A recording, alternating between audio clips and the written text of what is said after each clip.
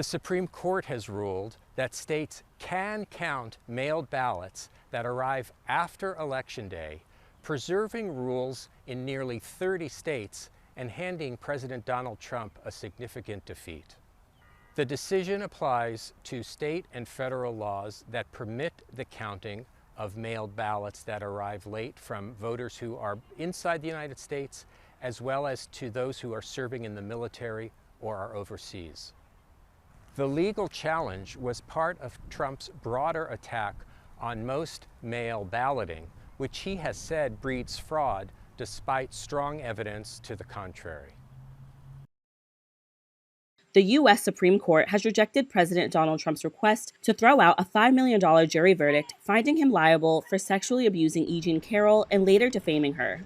The legal battle stems from a 1996 encounter. Carroll, a longtime advice columnist, testified that Trump trapped her in a New York City dressing room, turning a friendly encounter into a violent assault. Trump fiercely denied the attack in 2022, slamming the allegation as a total hoax. But that defensive move backfired when the jury found him liable for defamation.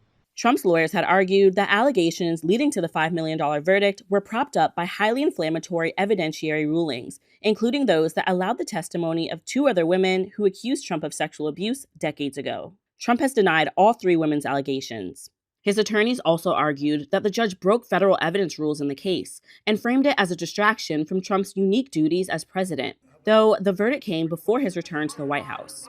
Carroll's lawyers had urged the justices to pass on the case, saying the women's testimonies were relevant because the allegations were similar and that the judge's decisions were in line with others around the country. The Supreme Court decision to not take up the case comes as the High Court hands down some of the biggest decisions of the term, many of which directly impact Trump's agenda. The Supreme Court has ruled that Federal Reserve Governor Lisa Cook can remain in her job for now, hobbling President Donald Trump's bid to assert control over the nation's central bank. The justices rejected a Trump administration plea to immediately remove Cook from her job over allegations of mortgage fraud, which she denies. No president has fired a Federal Reserve governor in the agency's 113-year history. Cook can continue in her job as long as her lawsuit challenging her firing continues. It is currently playing out at the Federal Appeals Court in Washington, D.C.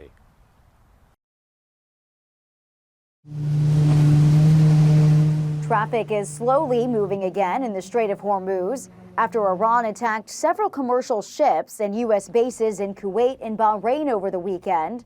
The U.S. responded, striking several Iranian targets, but now it appears both sides are returning to the negotiating table. Iran has requested a meeting this week, so Special Envoy Witkoff and Jared Kushner will be flying to Doha for high-level meetings. President Trump says those talks will begin Tuesday, but a senior Iranian negotiator denies meetings are scheduled. Following the weekend flare-up, the president said the U.S. could finish the war militarily if diplomatic efforts fail, warning Tehran, if that happens, the Islamic Republic of Iran will no longer exist. I think we're doing the right thing. We're going to give them a chance, and if not, we're going to have to continue to bomb them. In the meantime, oil and gas prices are getting closer to pre-war levels. AAA says regular gas is down to $3.86 a gallon. Iran's attempt to hold the world hostage and their economies hostage are completely failing. President Trump is also keeping a close eye on gas prices and says any price gouging should be reported.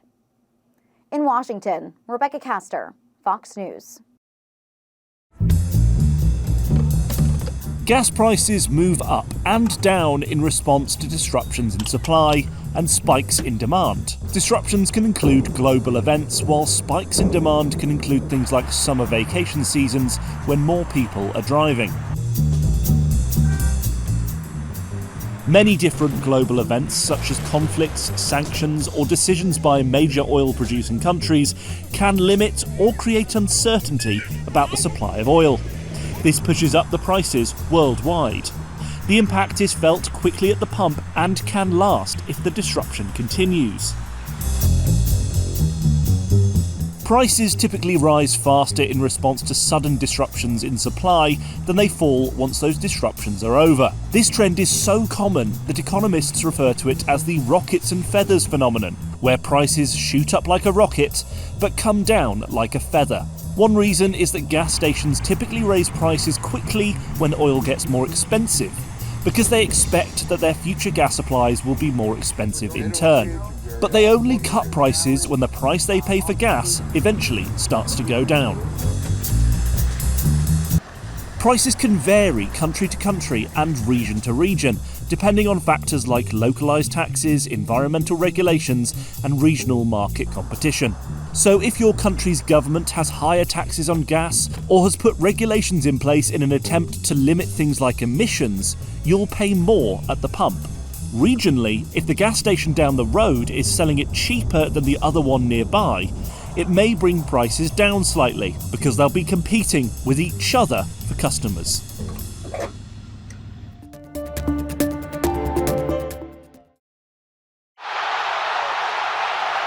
A late second-half goal making Canada the first team to advance to the round of 16 with a 1-0 win against South Africa. The U.S. hopes also to advance Wednesday evening when it plays Bosnia in Santa Clara, California.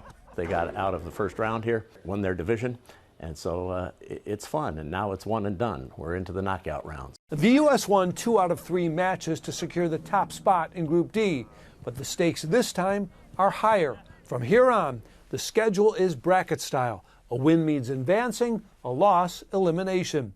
The American men last won a knockout round match in 2002. They're really fast, a lot faster than some of the teams that I've been watching, so that's been really fun to see.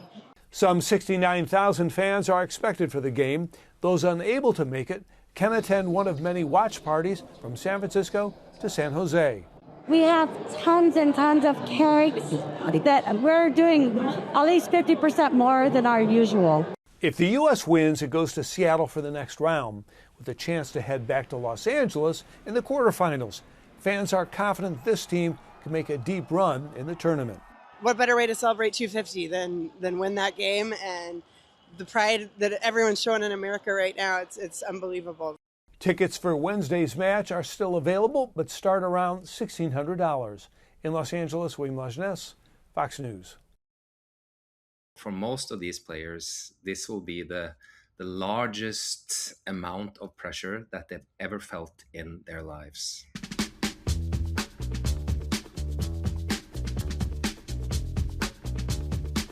There is nothing in any sport quite like the nerve-shredding tension of a penalty shootout. And in the World Cup, the stakes just couldn't be any higher. They know the consequences. They know that if they miss, often that's it for their team. And this is something that will define their legacy forever. The penalty takers must score, but there's more to the job than just hitting the back of the net. This may be the most important single task you do in your whole life. It's gonna be difficult. A penalty kick is not designed for you to feel well. This is a job you have to do. You have to just focus on getting your job done. The best specialist penalty takers have this almost mechanical, machine-like, almost rigid behavioral signature where you can tell that this is not their first rodeo. And what is more beneficial in terms of your focus at this moment is probably to focus on all those little steps, all those little behaviors, all those little tasks that you can solve before the shot actually comes. So what do you do before the shot? How do you walk up to the penalty mark? When do you step up to the penalty mark, depending on where the goalkeeper is standing? How do you walk back? What do you do when the whistle goes? Do you take a deep breath? Do you take 2 deep breaths? Do you wait a little bit? Do you run towards the ball right away? Then you take the shot and you score, hopefully, and your job is not over. What's important at this point is to make sure that that goal counts. And what I mean by that is now it's time to celebrate. We've done studies on this showing that the more intense you celebrate your goal, the higher the chance is that you end up on the winning team in a penalty shootout. And the reason for that is that these emotions are contagious. They will rub off on your teammates who will get a little bit of confidence from your big display of positive affection, and it will annoy the opponents.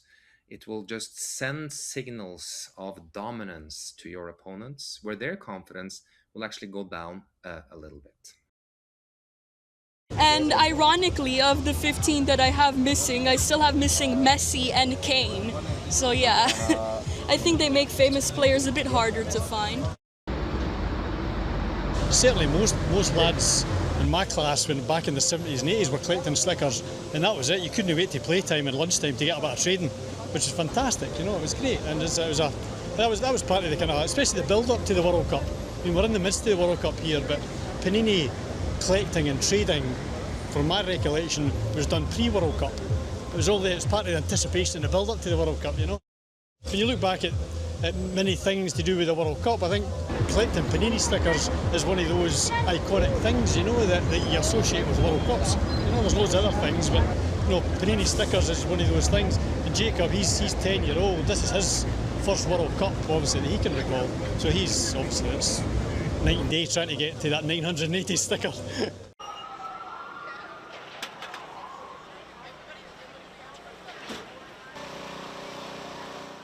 So it will be a great feeling. It will be tough, but I think we will win. Like 2-1. 2-1 is still enough, yeah. Germany, Cologne. I'm from Kurdistan, so I'm in the USA, one of the loveliest countries in the world, so what more? So that's the official national jersey from Paraguay, number 8. Having our country next to us, or having the chance that being our players, or having our players around and see our countries somewhere in the world, showing ourselves that means a lot. It's like go really into my feelings because I love soccer, I love football. That's how we call it. That's how we should be called it, really. We're excited to see Germany today. Hopefully, put down another win and move on to the next round. A bit disappointed the last game, but really looking forward to this one. I think they're going to bring a different game today, and that's what we're excited to see. Es un partido muy difícil, pero confiamos en nuestro equipo, en nuestra selección y por qué no dar un batacazo en el Mundial.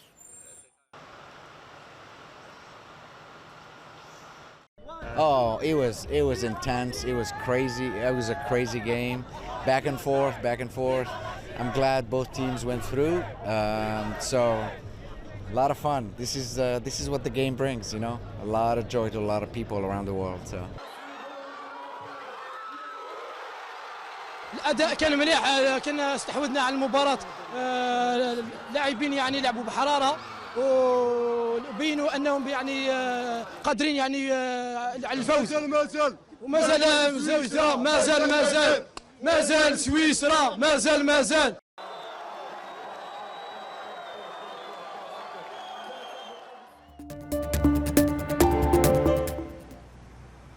As much of the Southwest keeps baking, the National Weather Service is warning a dangerous heat wave is now setting its sights on much of the central and eastern U.S. this week. And with millions of air conditioners sure to be working on overtime, mechanical engineering and architecture experts say well-maintained units are usually more efficient.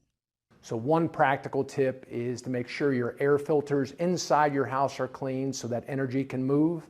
And then moving outside your house, that condensing unit that is dissipating that heat, you want to make sure that it's clean as well. I use a vinegar water spray to spray on the coils just to inhibit some of that microbial growth. Still, the lower you crank it, the higher the energy bill may become. For every 1 degree that you increase the thermostat is a 1% savings in terms of electricity. So if you increase your temperature by, from 70 degrees to 80 degrees, potentially you could save 10% in energy. Meanwhile, reducing direct sunlight can help keep things cooler.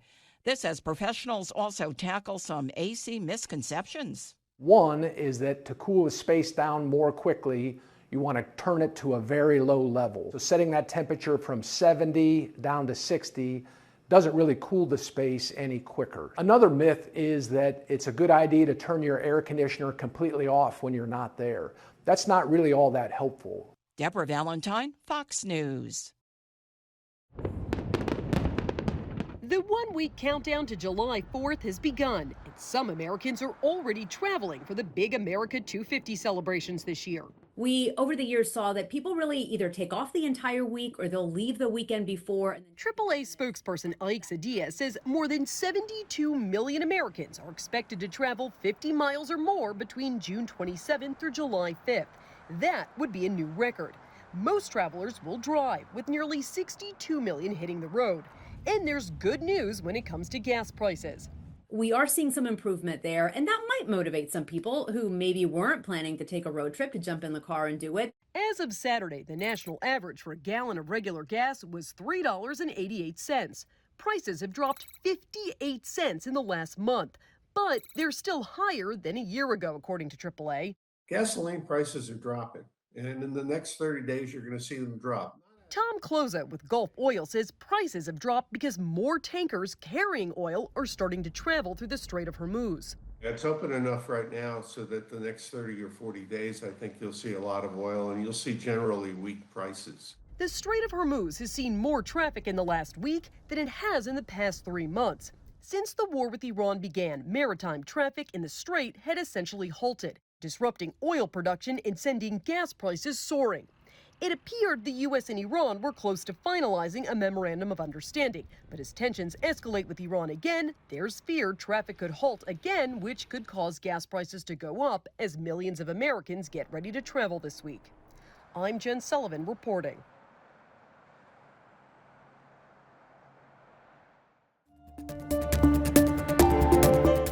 When you're sick, you go see a doctor, but experts say seeking health care when you're well is equally important. It's easy to assume that we're in good health if nothing's happened just yet. Dr. Zachary Bittinger with the Ohio State University Wexner Medical Center says physicians across the country are seeing a troubling trend. Many young adults don't have a primary care doctor, and he says many who do are skipping annual checkups. For the otherwise well young person, it's easy for them to write off visits. But Bittinger says annual checkups provide a baseline for future care. A doctor can check vital signs, measure height, weight, and blood pressure, listen to the heart and lungs, look at the mouth and ears, examine skin, feel lymph nodes, and check for swelling in the arms and legs. Based on that exam, blood tests can be ordered to check blood sugar and cholesterol, and a visit can help keep you up to date on routine vaccines. Life is unexpected, and so if you start having chest discomfort,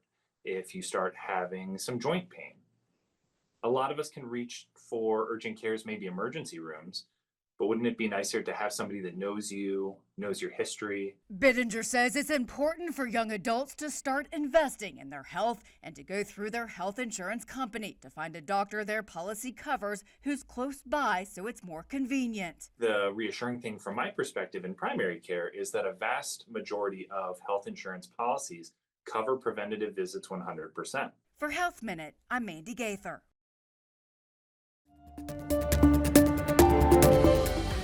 We were always there for each other. I just want to be there for him now. There will be more every year after. Prime Video has renewed the series for a second season, which will continue adapting the best-selling Barry's Bay novels by Carly Fortune. The guys are bringing liquor, and the women will be bringing hors d'oeuvres. So you'll be bringing Pepto-Bismol! The documentary We Are Pat looks at Julia Sweeney's iconic Saturday Night Live character and the evolution of gender identity in comedy over the past 30-plus years. It was really just kind of looking at this character that is a contradiction. It really is both things. You know, Pat is transphobic, but Pat is also a non-binary icon, and Pat is funny, and Pat is, you know, of the 90s, but also weirdly relevant today. So I think that's what makes it like a really interesting, sticky, cool subject matter. Screenings of We Are Pat are taking place around the U.S. this summer, and the documentary is available on digital platforms. In Hollywood, I'm David Daniel. James, you have a real gift for filmmaking. But what the Minions really want to do is direct. Gru's little yellow sidekicks are back on the big screen in Minions and Monsters on July 1st. Disney gives Moana the live-action treatment, including Dwayne Johnson reprising his role as Maui. Maui, shapeshifter, demigod of the wind and sea. Surf's Up July 10th. No one could stand between me and home. Christopher Nolan's follow-up to Oppenheimer will soon arrive in cinemas. The Odyssey sets sail July 17th.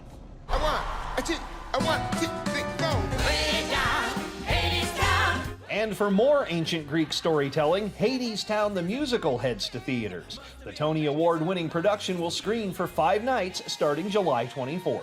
I am totally out of control. And your friendly neighborhood Spider-Man returns to theaters in Spider-Man Brand New Day. Action is his reward starting July 31st. Getting refills of popcorn in Hollywood, I'm Rick Damigella.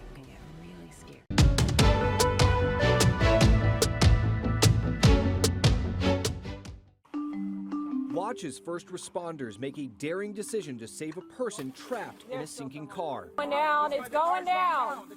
He's got to get out. Then prepping to head in. Take your vest off. Too much weight.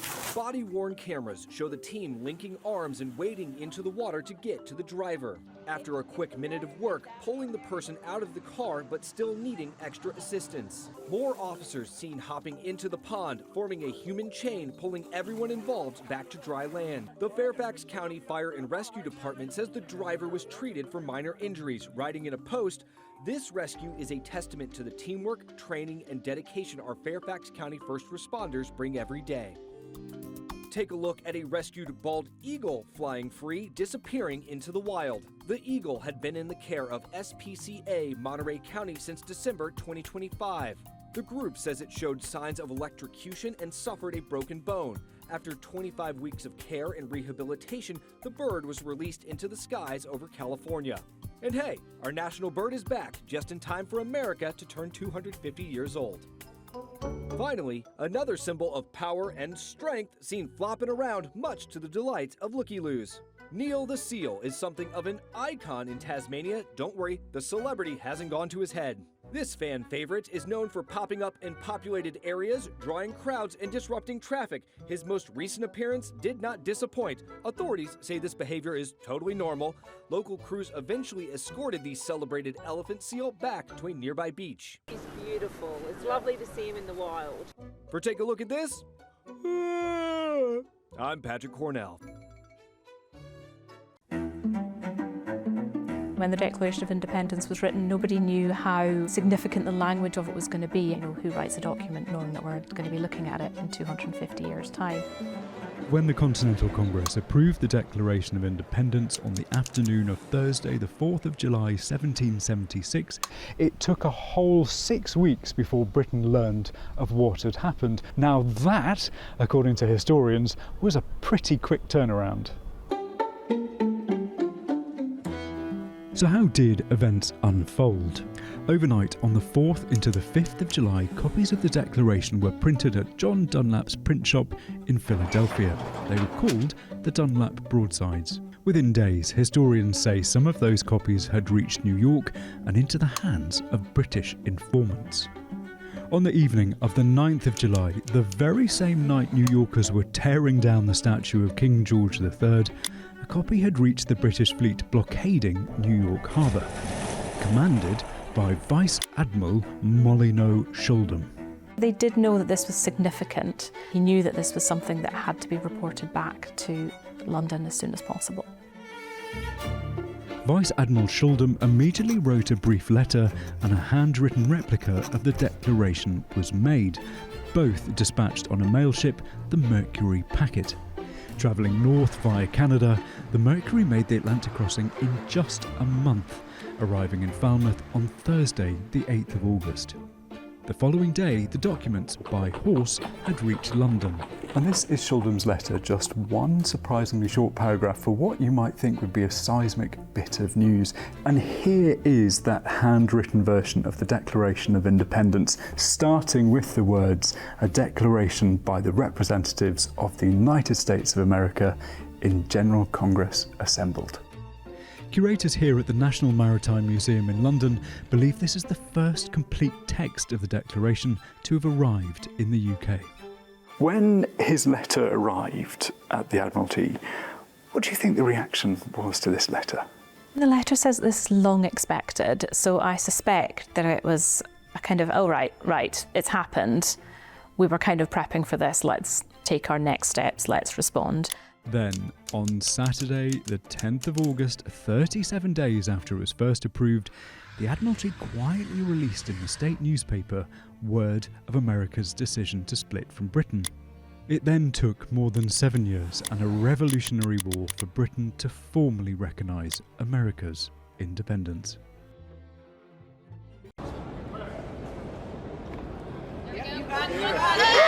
This is a living testament that age is just a number. As these athletes have already overcome some of life's toughest battles. It feels like home because these are my people. This is my tribe.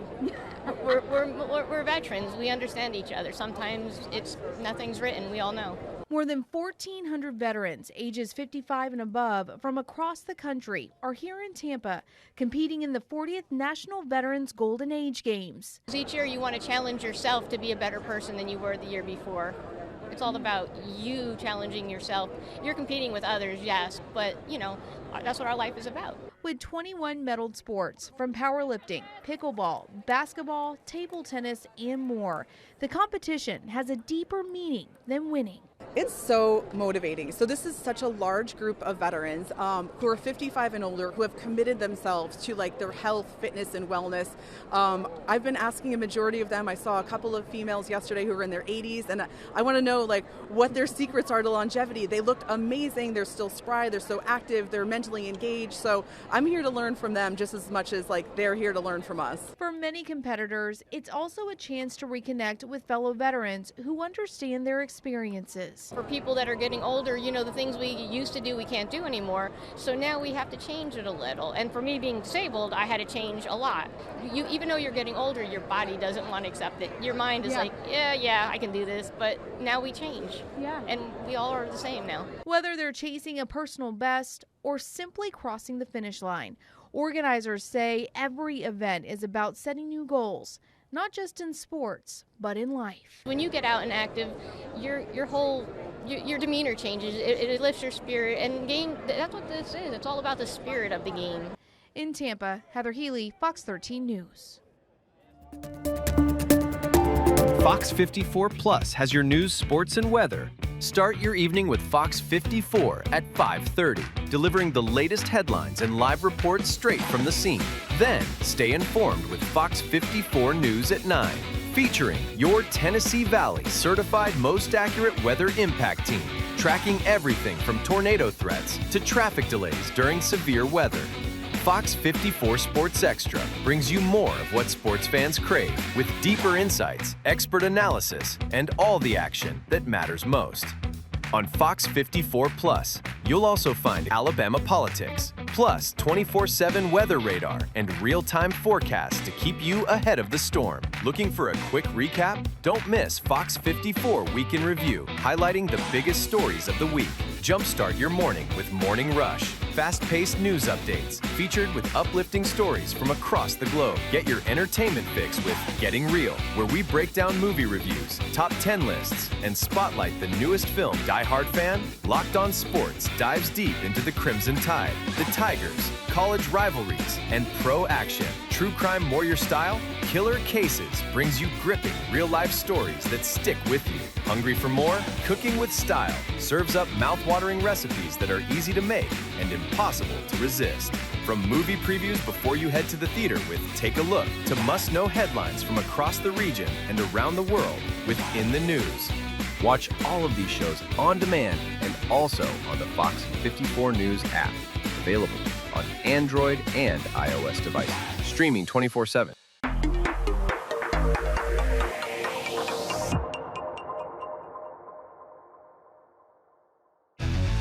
more to Fox 54 Plus with the Locked On Podcast Network. From the Tide to the Tigers, from college teams to pro, the Locked On Podcast Network gives you insights and analysis you just can't find anywhere else. These kids, they want to play. But I don't think so. I think it was Chad Baker Mazzara. Locked On Sports, streaming every day of the week and right here on Fox 54 Plus.